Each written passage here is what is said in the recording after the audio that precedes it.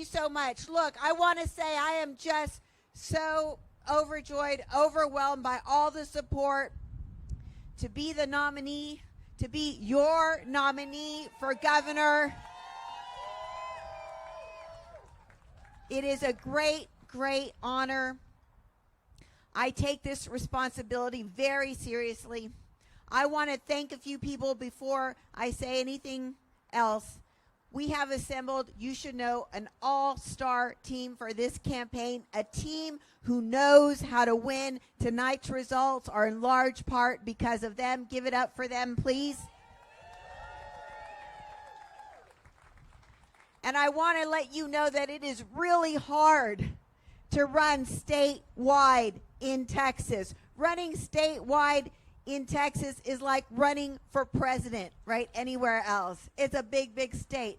But do you know that it is even harder to be the spouse of the candidate for governor? And so I want to say, John, thank you so much for all your support, for always believing in me, for holding it down at home.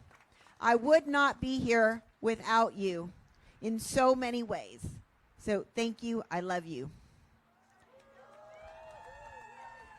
And even harder than the job of spouse of the candidate is the job of kid of the candidate. And so, Pablo, I want to thank you for putting up with mommy not being home a lot, for putting up with all this attention on all sorts of stuff, for all the constant talk of politics, for all the things we have to do. I love you. I do this for you because I want a better state and I want a better future for you, Pablo. And it is that desire, for that love for my boys, that got me to even run for anything in the first place. Because as you may have heard, I'm just a mad mom who got upset when her son's school was threatened for closure. And because I was born and raised in the Rio Grande Valley, where my Grandma Hinojosa drilled into me the life lesson of no te dejes, know your worth and defend it. I didn't sit down and let that happen. I ran for the school board and I won, and we saved our neighborhood schools.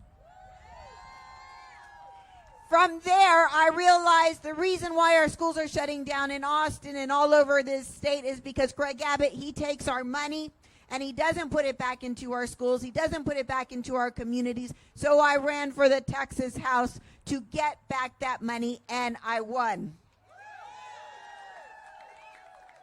And that's where I've been fighting in the trenches with colleagues you just heard from tonight, fighting the good fight, because guess what? I've never been afraid of Greg Abbott. And I'm certainly not afraid of him now. And what I have learned watching Greg Abbott at the Texas Capitol is that we work more, we get less, we pay more, we get less, because we are all paying the Greg Abbott corruption tax. Say it with me. What are we paying? The Greg Abbott corruption tax. Let me give you a billion examples. He took $1 billion from our neighborhood public schools for his voucher scam to give to unaccountable private schools to pay for the tuition for wealthy parents for kids already in private schools. He did that after getting a check for $10 million from an out-of-state billionaire. The largest campaign contribution in Texas history. That's right, because Greg Abbott is the Mordida governor. Your electricity bills, does it feel like it costs more and more to pay your electricity bills these days? Because it does. Because after Winter Storm Uri, when we were literally freezing to death in our homes, and the gas companies withheld the fuel we needed for the grid until the prices were so high that they could make billions of dollars in profits in hours. Greg Abbott let them get away with it and then decided that we would foot the bill for those profits. He got a $1 million campaign check from the CEO of one of those gas companies for his troubles. This community recently learned that it lost a beloved young man, an American, a Texan, who was the first American we now know of who died at the hands of ICE. Ruben Ray Martinez.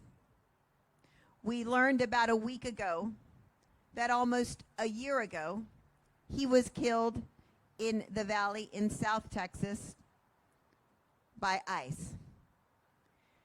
Greg Abbott knew that one of our own was killed at the hands of the federal government, and he kept silent. He did not seek accountability for the people of Texas.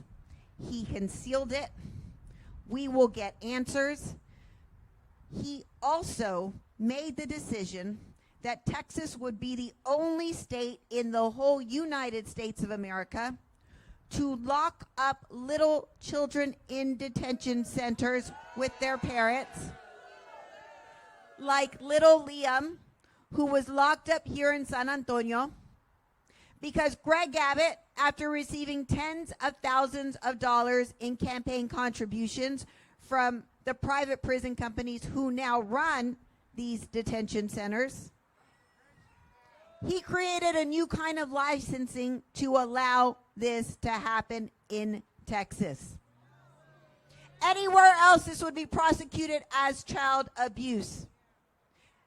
But this is the corrupt reality we are dealing with in Texas. The thing is, though, that all over this state, Texans are changing that reality. Texans are wising up, and Texans are rising up all over this state. We see in the public polling that Greg Abbott is the most unpopular person on the ballot in November. He is more unpopular than John Cornyn. He is more unpopular than Ken Paxton. Yes, he is. And then Dan Patrick. And polling shows that Greg Abbott and I are in a statistical tie in this race in November.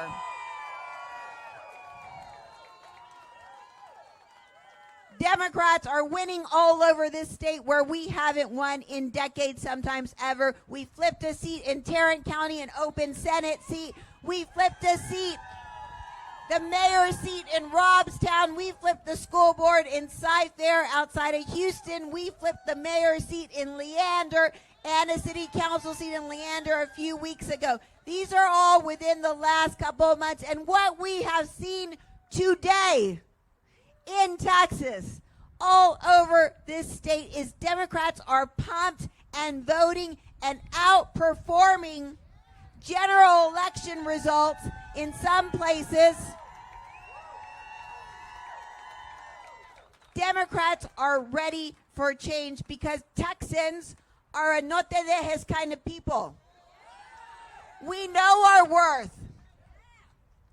We know that we can have strong neighborhood public schools when we scrap Greg Abbott's corrupt vendor contracts and we use that money to make Texas teachers amongst the highest paid in the nation.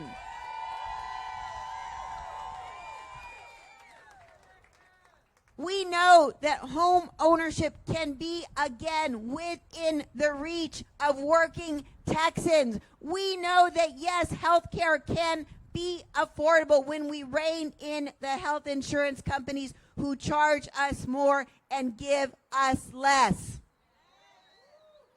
We are not asking for handouts.